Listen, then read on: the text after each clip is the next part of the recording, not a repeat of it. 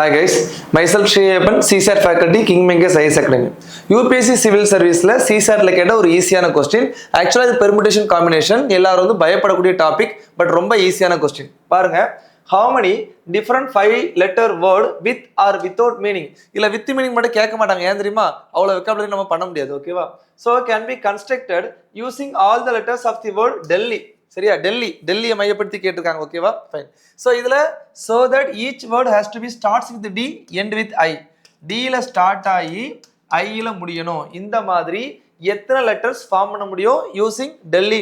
அப்ப மீதி word E L H, இந்த மூணு லெட்டரை இதுல மாத்தி மாத்தி நான் என்ன பண்ணணும், போடணும். ஸோ 3 லெட்டர்ஸை எத்தனை வேஸ்ல அரேஞ்ச் பண்ணலாம்னு பாத்தீங்கன்னா 3 ஃபேக்டோரியல். 3 ஃபேக்டோரியல் என்ன? 3 into 2 into 1 is equal to 6. Answer option D 6. So just arrangement question easy பண்ணக்கூடியது, ஓகேவா? So thank you guys, all the best.